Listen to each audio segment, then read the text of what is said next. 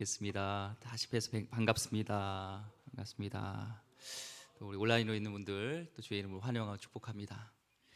오늘 말씀 전하기 전에 잠깐 우리 기도하고 나갈 분이 있습니다. 오늘 우리 현호 잠깐 앞으로 나오세요. 내일 입대한대요. 그래서 우리가 가서 올라오세요. 가서 말씀 꼭 사모하라고 이 성경책 가기 전에 식사 좀 하라고 우리 같이 하고 우리 군대로 파송하는 겁니다. 우리 현호 형제 열심히 청년하고 그랬는데 우리 건강하게 잘 있다 올 수 있도록 여러분 많이 기도해 주시고요. 또 한번 기도하도록 하겠습니다. 하나님 감사합니다. 우리 현호 형제 저희와 함께 신앙생활 하다가 또 하나님 이제 군대로 우리가 또 선교사로 파송합니다. 있는 곳에서 주의 영광을 드러내며 그곳에서 하나님의 이름을 높이는 귀한 시간 될 수 있도록 인도하여 주옵소서. 다시 올 때까지 영육혼에 강건케 하여 주셨고 무엇보다도 주님이 함께 하시는, 주님이 동행하는 놀라운 역사가 있게 하여 주시옵소서. 주님께서 신혼신을 강건케 하여 주시길 소망하며 축복하며 귀하신 예수 그리스도 이름으로 기도드립니다. 아멘.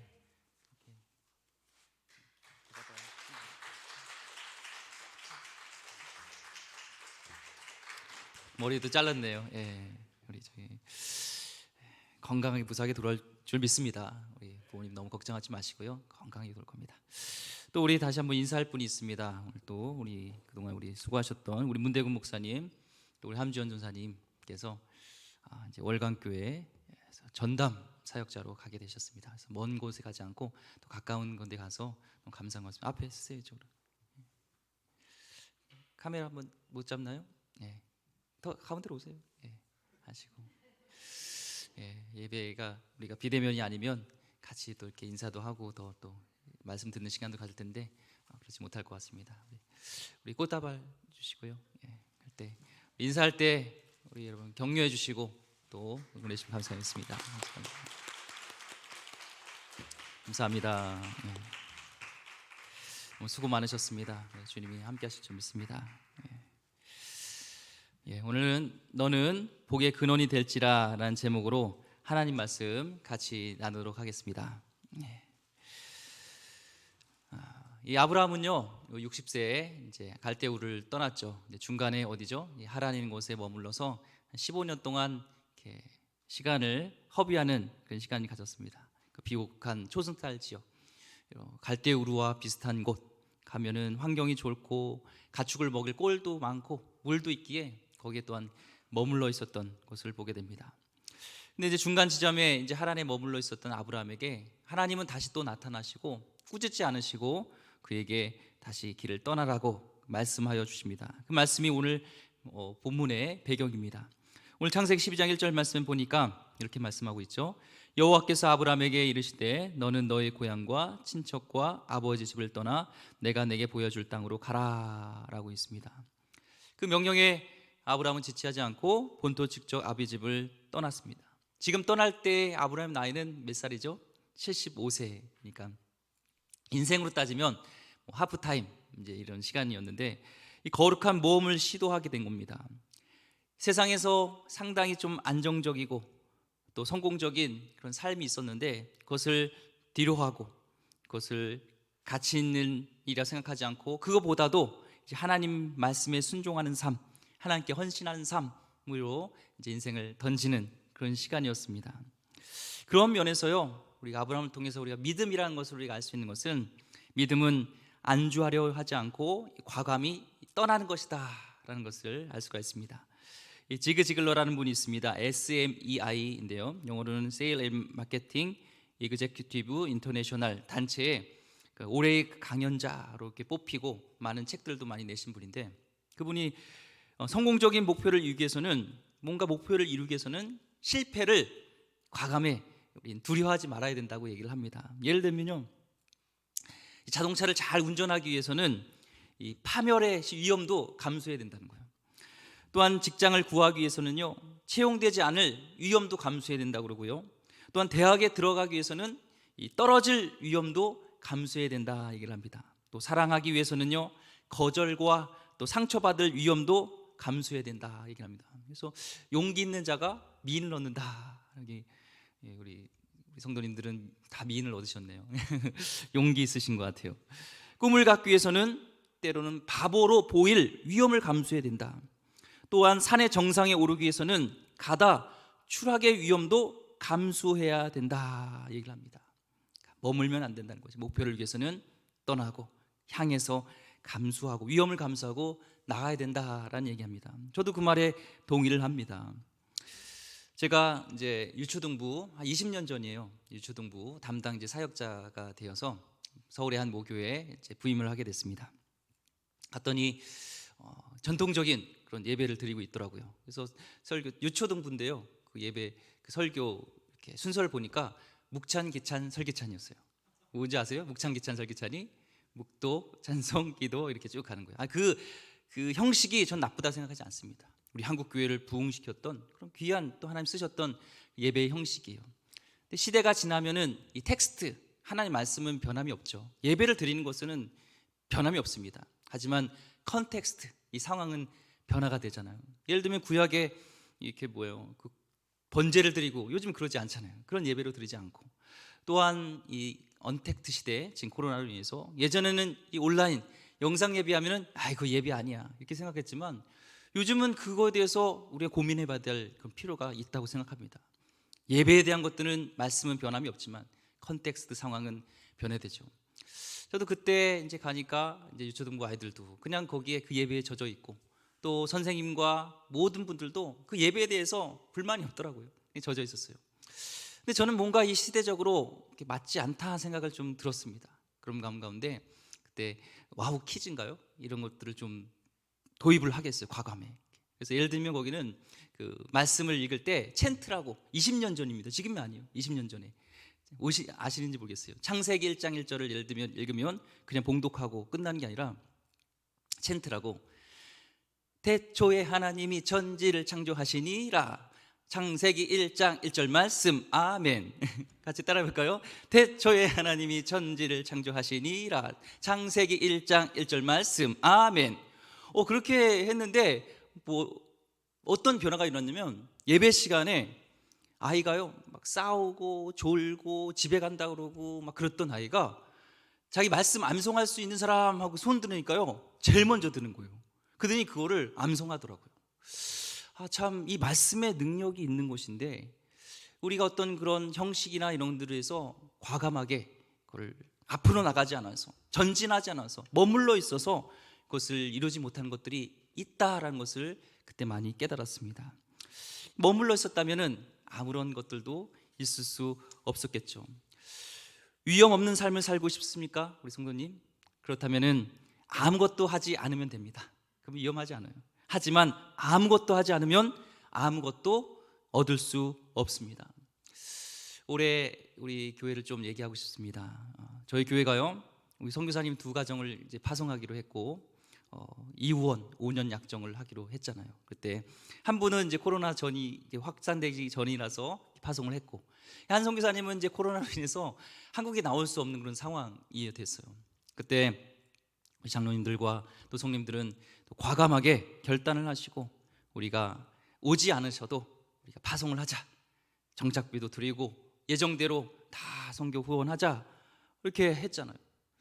또한 우리 지역 독거노인들을 돕기도 했고요. 또한 교단의 특수 선교사님들을 또한 후원하기도 했습니다. 한 특수 선교 단체는 위대한 맘이라는 거예요. 목사님이 그 사역을 하게 된 배경이 성도 중에 굉장히 신앙을 잘 열심히 했던 우리 성도 부부가 있었는데 남편이 중국에 이제 사업차 갔다가 그곳에서 갑자기 하나 천국에 가신 거예요. 혼자 된 이 싱글맘을 어떻게 케어하고 어떻게 그런 분들이 교회에 우리 한국에 많이 있다는 걸 알게 됐어요. 그래서 하나님의 부르심에 따라서 그런 특수 선교를 하시는 목사님을 또한 우리가 섬기고 또한 이 삼양시장에 우리가 작은 정성을 모아서 우리 사랑꾸러미도 나누게 되었고 또 안식령에 들어온 선교사님들에게 필요한 그런 비품들도 나누고 이런 일들을 했습니다. 그런데요, 우리 재정장로님 올해 예산이 모자르지 않았죠? 모자르지 않았어요. 전 참 감사하고요. 저는 머물러 있었다면 우리가 좀 어려우지 않았을까 생각도 들었습니다. 그렇지만 머물러 있지 않았기 때문에 우리가 이런 일 하나님이 부으시는 은혜가 있었다라는 생각합니다. 그런 면에서 믿음은 나아가는 것이다. 하나님 부름에 나아가는 것이다 라고 저는 생각합니다.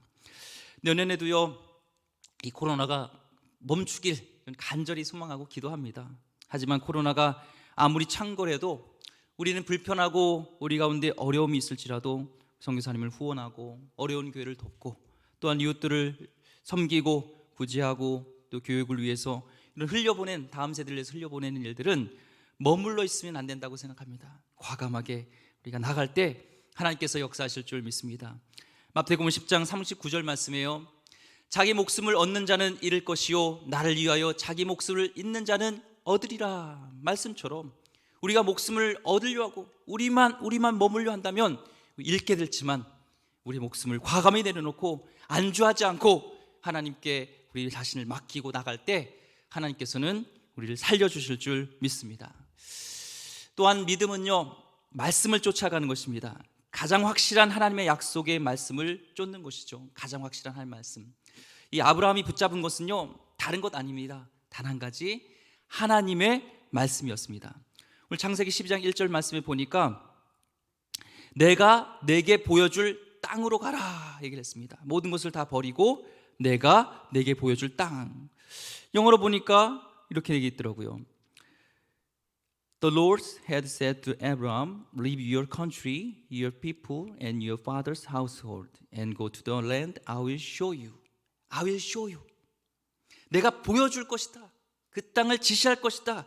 내가 그 땅에 보여줄 것이다 그러지 아직 보여주지 않았습니다. 봤냐? 못 봤다. 그 땅이 어딘지 아냐? 모른다. 그 땅이 좋을 거다?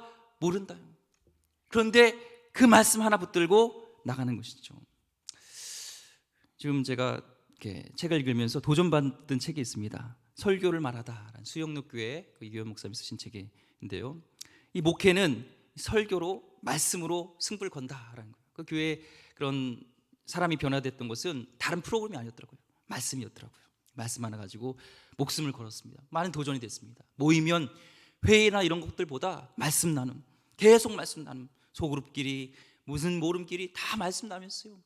무슨 리더 모임 말씀 나눔, 큐티하고 말씀 나누고. 근데 성령께서 역사하셔서 이 목사님이 하신 게 아니라 성령이 말씀을 통해서 역사하셔서 사람을 변화시키고 놀라운 부흥을 이루는, 그게 뭐 숫자적인만 부흥이 아니라 영적인 부흥의 이런 원동력이 된 것이 하나님 말씀이었던 것에 대해서 굉장한 도전을 받습니다. 우리도 마찬가지예요. 올해는 말씀표가 기도와 말씀과 기도로 든든히 서는 교회잖아요. 말씀으로 우리가 붙들고 나가길 소망합니다. 미국 캘리포니아에 가면요, 이 갈보리 처치라는 교회가 있어요. 잘 아시는 분이 있고요. 척 스미스 목사님이라고, 강해설교의 대가죠.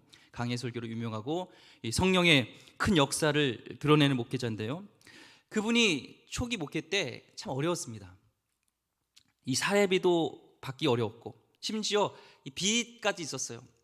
고민하면서 이런 목회자가 하나님 일을 하는데 이를 빚을 지면서 이렇게 목회를 하는 거는 하나님이 원하지 않는 것 같다는 생각이 드는 거예요. 그래서 하나님께 딜을 한 거죠. 기도, 하나님, 이 목회자가요, 이 사역을 하는데 빚을 지고 다는 거는 참 은혜가 안 됩니다. 이 빚을 갚지 안 되면은 저는 이제 목회를 그만두고 다른 길을 가겠습니다. 이런 딜을 했어요. 그리고 이제 며칠이 지났습니다. 이제 빚이 여전히 있는 것이죠. 그래서 이제 결단하고 아내와 상의를 했어요. 이제 나 직업을 다른 것을 좀 찾았으면 좋겠다 이렇게 하려고 하고 있는 순간에 이 전화가 왔습니다.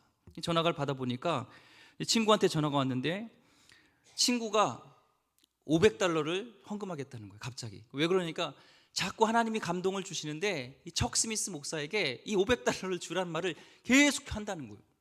그래서 이분이 그 전화를 받고 할렐루야 하고 너무나 기뻐서 감격하고 이렇게 나가는데 마음속에 성령이 주시는 강한 감동이 있었다는 거예요. 그게 뭐냐면 너는 무엇 믿고 그렇게 좋아하는 것이냐라는 거예요. 그래서 하나님, 제 친구가 돈을 보내주겠다고 연락이 왔어요.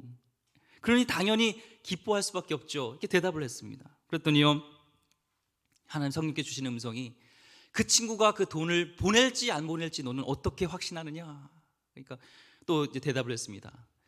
하나님, 그 친구는요 신실해요. 아주 진실해요. 약속을 꼭 지킵니다. 얘기를 했습니다. 성령께서 주신 감동이 넌 친구의 약속만 듣고도 할렐루야 하고 기뻐하면서 내가 너에게 한 약속에는 그렇게 기뻐한 적이 있느냐라는 음성을 들렸습니다. 우리가요, 가장 확실한 것은 하나님의 약속을 붙잡는 것입니다. 쉽게 변하는 사람이나 물질을 의지하는 것이 아니라 변하지 않는 하나님을 붙드는 것인 줄 믿습니다. 하나님을 의지하시기 바랍니다. 그런데요, 솔직히요, 하나님 말씀 붙들고 이 순종하는 게 쉽나요? 지금 이 아브라함이라 생각해 보세요. 내가요. 그리고 야, 너 다 내려놓고 떠나라 하면은 다 떠날 수 있겠습니까? 지금은 그럴 수 있겠죠. 아직 나에게 닥치지 않았으니까. 근데 예를 들어볼게요. 우리 교육자분들하고요, 이 말씀을 나누면서 이 순종에 대한 부분들을 좀 같이 나눴어요. 솔직하게 나눴는데, 어떤 분은 순종에 대한 얘기를 하는데, 이렇게 뭐 인터넷 이렇게 집에 가서 이제 자기 전에 핸드폰을 이렇게 보면은 이 사모님이 이제 핸드폰 하지 말고 자라고 그러는데요. 근데 그게 하나님 음성으로 들린대요, 요즘요. 그래서 그걸 순종해야겠다라는 얘기하면서 목사님, 전도사님 많이 성숙하셨네요, 그런 얘기를 했습니다. 근데 저의 또한 순종에 대한 부분을 좀 얘기했어요. 저는요, 저희 집에 TV가 없습니다. 그렇지만 아쉬움은 없어요. 지나다 보니까 그게 오히려 편하더라고요. 그래서 필요한 프로그램이 있으면 요즘 인터넷이 잘 돼 있잖아요. 인터넷을 보고 유튜브를 보고 이렇게 봅니다. 근데 제가 정말 이 재방송이 아니라 실시간으로 보고 싶은 딱 하나 프로그램이 있어요. 그게 뭐냐면 스포츠예요. 운동을 참 좋아하는데 특별히 이 축구. 요즘 손흥민 선수가요, 이 EPL에서요 잘하고 있습니다. 골도 많이 넣고요, 진짜 잘하고 있어요. 이 국위선양을 잘하고 있습니다. 근데 그 시간을 보고 싶은데 대부분 이 중계가요, 이 영국 시간이랑 다르잖아요. 그러니까 새벽 4시나 새벽 1시예요. 새벽 4시는 제가 뭐 새벽 기도를 준비해야 되니까 아예 그냥 포기합니다.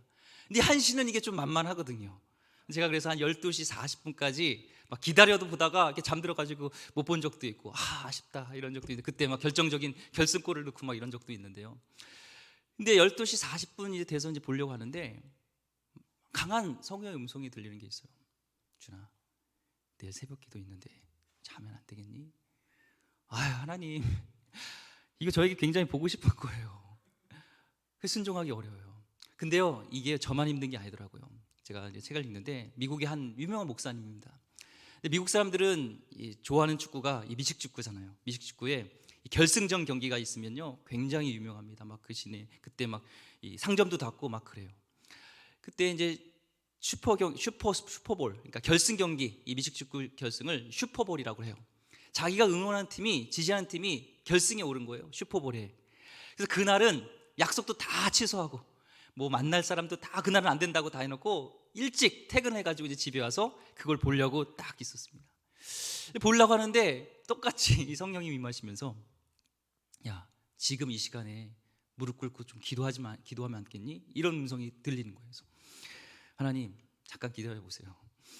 이거 얼마나 중요한 건지 아세요? 제가 이거 얼마나 기다렸는지 아세요? 안 돼요, 잠깐만 하고요. 또 보고 있는데 강하게 그런 이 두드림이 있는 거예요. 그래서 또 얘기한 거예요. 하나님, 좀만 기다려 주세요. 근데 좀 이따 보고 있는데 또 그 음성이 들리는 거예요. 그래서 이번에는 하나님께 강하게 했습니다. 하나님, 제가요 이거 볼 때까지요 하나님 좀 참아주시면 제가 이거 프로그램 끝난 다음에요 제가 기도요 더 많이 할게요. 하나님 원하시는 것보다 더 많이 할게요 얘기를 한 거예요. 그러고 나서 끝까지 그것을 다 보고 나서 이제 경기가 끝났습니다. 근데 마음속에 이 공허함과 이 성령께서 하는 탄식이 있었다는 것을 느꼈다는 거예요. 마음의 감동이. 나는 내가 이후에 많은 시간을 기도하는 것보다 내 말에 1초라도 즉각 순종하는 것이 더 기쁘다란다 라는 음성을 이렇게 들렸다고 합니다. 우리 순종은요, 하나님 말씀 붙잡고 가는 것이요, 큰 당장 본토 직접 아비 집을 떠나라, 선교지로 가라, 이게 아니에요. 우리 일상 속에서 이루어지는 일들이 많습니다. 우리의 때론 혈기로 인해서 화내고 싶지만 그 가운데 하나님께서 주시는 말씀이 선으로 악을 이겨라 할 때 붙들고 씨름하는 거죠. 그것이 말씀 붙들고 나가는 것이죠. 저도 마찬가지입니다. 예전에 혈기왕성할 때가 있었죠. 저도요. 태권도에 5단에요, 사범에다가요, 격투기 2단에다가요, 해병대까지 나온 사람이니 저한테 깔뜩깔뜩거리면은 이게 손이 발이 근질근질 하겠어요, 안 그랬어요? 그럴 때가 있어요. 그럴 때요 예수님 말씀 묵상해요.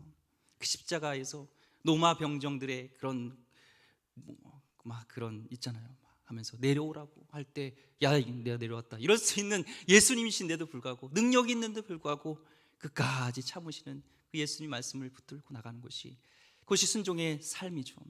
믿음이란 것은 그걸 볼 때 우리 삶 속에서 일상 속에서 이루어지는 일들 속에서 우리는 말씀 붙들고 나가는 것이 이 믿음의 여정인 줄 믿습니다. 이렇게 믿음으로 나가는 아브라함에게요, 하나님은요 약속하신 게 있어요. 첫째는요, 오늘 창세기 12장 7절 말씀에 보니까 이 땅을 내 자손에 주리라 하면서 땅에 대한 약속을 주셨습니다. 둘째는요, 12장 2절 말씀에 내가 너로 큰 민족을 이루겠다는 후손에 대한 창대케 하는 복을 약속하셨습니다. 셋째는요, 또 12장 2절 말씀에 이름을 창대케 하리라는 그런 또 복을 주셨고요. 마지막 네 번째는 12장 3절 말씀에 모든 족속이 너로 말미암아 복을 얻을 것이다 라는 복의 근원이 되는 이 복을 약속하셨어요. 이 본문에 보면요, 이 자손이 많아지고 큰 민족을 이루고 이름이 창대해지고 복의 근원이 되는 것 다 뭐랑 연결되는지 아세요? 복이에요. 복.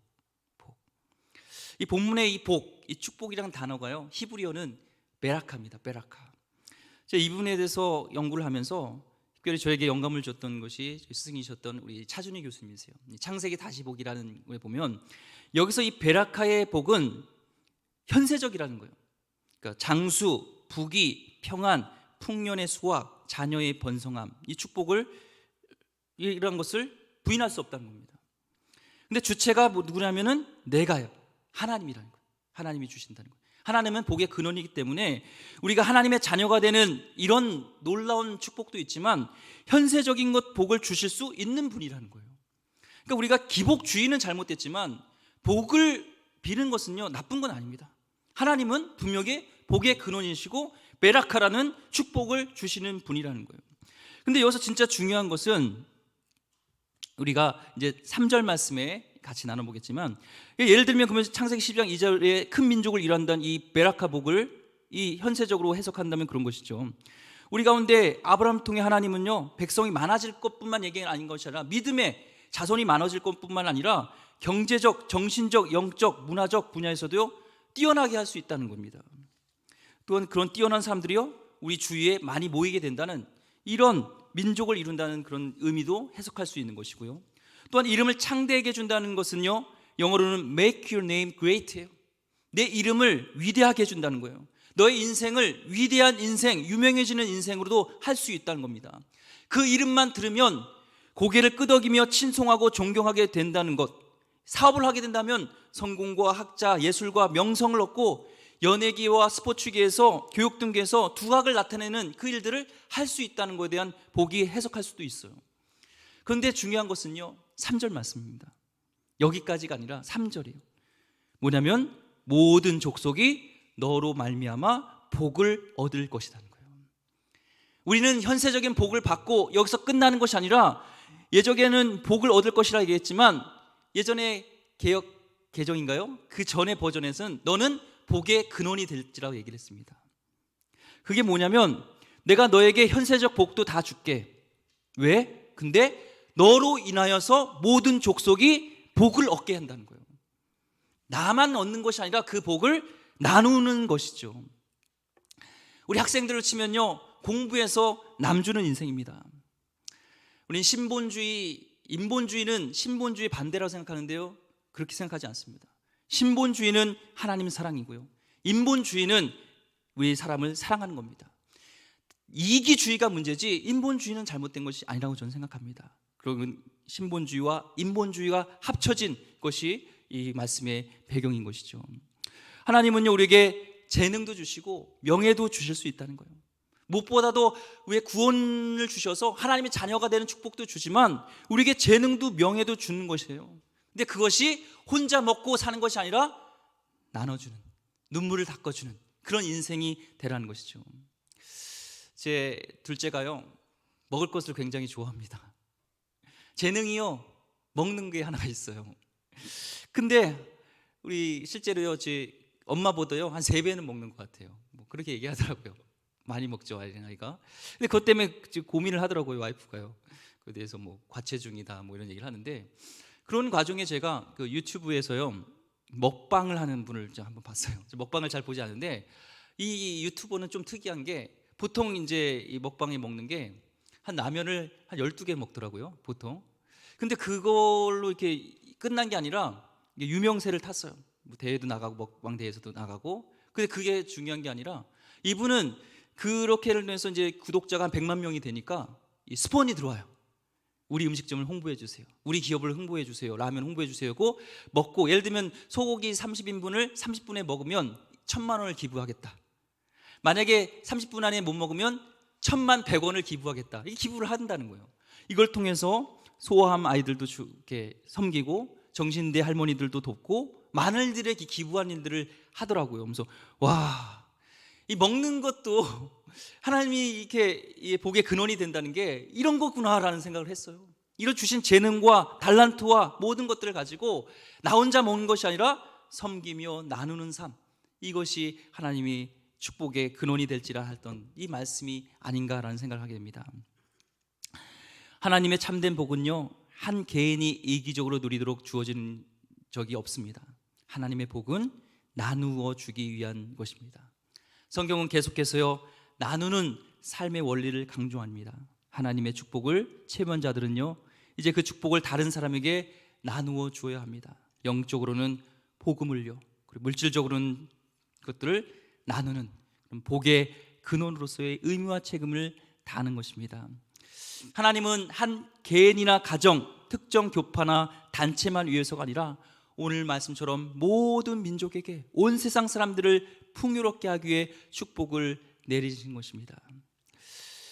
12월 13일 기독교 신문을 보는데요, 교계 광장이란 코너가 있습니다. 보니까 믿지 않는 사람들도요 그 코너에 이렇게 투고를 하더라고요. 특별히 연세대 일반대학원 박사원 소속인 한 분이 기고한 글이 제 마음에 와닿아서 같이 나누고 싶었습니다. 좀 당돌한 기고예요. 기독교인들이 보는 그런 신문에 이런 얘기를 했더라고요. 예수 그리스도의 사건은 의미가 있다고 본다. 우리 사회의 사랑의 가치를 가르치기 때문이다. 하지만 교회와 기독교인들이 예수의 사랑을 우리 사회에 몸소 보이고 있다고는 전혀 생각되지 않는다. 교회는 386 컴퓨터와 유사하다고 생각한다. 386 컴퓨터의 부품을 바꿔가며 시대에 맞추려 하고 있는 것처럼 보이기 때문이다. 물론 이런 이야기를 들으면 기독교인들은 불같이 화를 낼 것이다. 그래서 교회에 미래가 없다고 생각한다. 한마디로 예수님은 좋은데 예수를 믿는 기독교인들은 좋지 않다라는 부정적인 생각이 이렇게 너무나 많았습니다. 하지만 저희는요, 이런 비판을 잘 받아들여야 된다고 생각합니다. 교회와 기독교인들이 예수의 사랑을 우리 사회에 몸소 보이고 있다고 전혀 생각하지 않는다. 이 말이 제 마음에 와닿습니다. 잠언서 11장 24절 25절 말씀에 흩어 구제하여도 더욱 부하게 되는 일이 있나니 과도히 아껴도 가난하게 될 뿐이라. 구제를 좋아하는 자는 풍족하여질 것이요 남을 윤택하게 하는 자는 자기도 윤택하여지리라. 이것이 우리 예수님의 그런 생각, 그런 성경의 가르침, 오늘 말씀에 복이 되는 그런 복의 근원이 되는 그 말씀이 아니겠습니까? 이 인생의 원리를 잊어서는 안 됩니다. 열방이 복되게 하는 것, 복음을 전하는 것, 그리고 남을 돕는 것이 곧 우리의 복된 길입니다. 이것이 우리의 부르신 목적입니다. 호주에서 온 선교사님이 계십니다. 우리 한국에 제일 처음에 오신 우리 선교사님이 조셉 헨리 데이비스라는 분인데요. 그분은 호주 이 멜버른 이 대학을 졸업한 후에 콜필드 문법학교에서 7년간 이 교장 생활을 했습니다. 하루는 그가 출석하던 이 교회에서 선교 잡지에 실린 한국, 그때 당시는 조선이죠. 조선 부산에 특별히 선교사가 필요하다는, 복음이 들어가야 된다는 그런 글을 읽고 가슴이 뜨거워집니다. 그리고 호주 빅토리아 청년연합회에서 파송되어서 1889년 10월에 한국에 오게 됩니다. 서울에서 먼저 와 있던 언더우드 선교사님과 이렇게 교제를 하면서 성경 번역 사역에 같이 할 것을 요청을 받게 돼요. 근데 그가 기도하고 온 목적은 이 부산 지역이었어요. 그래서 서울에서는 잠시 이제 조선말을, 한국어를 배우는 일에 있다가 이제 부산으로 사역지로 다시 향하게 됩니다. 당시에는 뭐 이렇게 교통순환이 좋지 않기 때문에 과천, 수천, 천안, 공주, 논산, 전주, 남원, 하원 등을 거쳐서 부산까지 걸어서 20일 만에 도착하게 돼요. 이 도착하는 과정 속에서도요, 복음을 전하고, 서투른 한국말이지만 복음을 전하고, 또한 당시에 굉장히 비위생적이잖아요. 먹고 입고 이런 것이 비위생적이다 보니까 폐렴과 천연두에 걸려서 부산에 20일 만에 도착한 그 다음 날 4월 5일 날 34세의 나이로 세상을 떠납니다. 안타깝죠. 우리가 볼 때는요, 그의 노력과 희생은 무모하고 헛된 것 같습니다. 한국에 가서요, 한국어 배우고 그냥 20일 동안 선교여행 가다가 도착해서 죽었습니다. 그런데요, 놀라운 일이 일어납니다. 그의 소식이요, 호주에 전해지면서 그 호주 교회에서요, 그의 도전받고, 그분의 삶에 도전받고요, 126명의 선교사가요 지원하고 파송되었고요, 부산과 경남 지역에 이 선교사님들이 파송됩니다. 그곳에서 복음을 전하며 불모지였던 부산과 경남 일대에 하나의 미랄이 되어서 그런 복음의 사역을, 복의 근원이 되는 일들을 사역을 하게 됩니다. 부산, 전 가보지 못했지만 복병산이라는 곳이 있습니다. 부산 복병산에 가면요, 그의 묘지에는 이런 비문이 쓰여 있습니다. To live Christ, to live die, to live to die gain. 사는 것이 그리스도시니 죽는 것도 유익함이라. 복의 근원이 되길 소망합니다. 우리 교회가요, 복의 근원이 되길 원합니다. 첫째는 복음에 있어서 복을 나눠주는 그런 자 되기를 원합니다. 복음을 전하는 자 되기를 원합니다. 지금도요, 미전도 종족이라는 게 있어요. 혹시 아세요? 스스로 복음을 들을 수가 없어요. 성경이 없어요. 언어도 없어요. 그런데 그런 일에 하나님의 부르심에 100년 전에 우리 한국에 왔던 이 선교사님들처럼 또 그런 오지에 가서요, 평생을 그들 언어를 배우고 문화를 배워서 그들의 언어를 가르쳐주고 거기에 성경을 번역해서 거기에 그들 난곳방언으로 복음을 전하는 선교사님들이 있습니다. 관심이 없을지 모르지만 저는 그런 사역에도 우리는 관심을 가지면서, 우리가 갈 수 없으면 그래도 우리는 오늘 말씀처럼 모든 민족에게 복의 근원이 되는 것처럼 모든 민족에 우리도 관심을 갖고 나가야 되지 않겠습니까? 또한 우리에게 가까운 이웃들에게 우리가 삶 가운데 나누는 삶을 살길 원합니다. 이 성탄의 의미를 한번 되새기길 소망합니다. 오늘은 대림절 세 번째 주일입니다. 주님께서 이 땅에 오신 이유, 왜 오셨을까를 다시 한번 생각하면서 정말 나누고 섬기는 일을 하길 소망합니다. 우리 기도하면서 2021년 표를 뭐로 정할까 하는 마음 가운데 주신 감동이 오늘 말씀하고도 연관이 있습니다. 하나님 사랑, 이웃 사랑이에요. 크게는 골자. 성경을 이렇게 딱 두 문장으로 하면, 한 문장으로 하면 하나님 사랑, 이웃 사랑이잖아요. 구체적으로 어떻게 우리는 하나님 사랑, 이웃 사랑을 실천할까? 첫 번째는 우리는 하나님을 예배하는 자로서, 다음 주에 또 같이 나누겠지만 하나님을 사랑하는 가장 먼저 우선순위는 예배자. 있는 곳에서 어느 곳에서든지 주님을 예배하는 예배자. 또한 이웃들의 사랑을 어떻게 나눌까? 나누고 섬기는 나섬 공동체가 되자는 것이 2021년, 아니 우리 평생에 하나님이 주신 우리 복의 근원이 되는 하나님의 도전이 아닌가 생각합니다. 오늘 이 말씀에 순종하여서 아브라함에게 주신 복이 여러분 가정에, 또 우리 교회, 우리 구체적으로 임하기를 주의 이름으로 축원드립니다. 기도하겠습니다. 하나님, 너는 복의 근원이 될지라 말씀하신 이 축복이 우리 가정 가운데 구체적으로 임하게 하여 주시옵소서.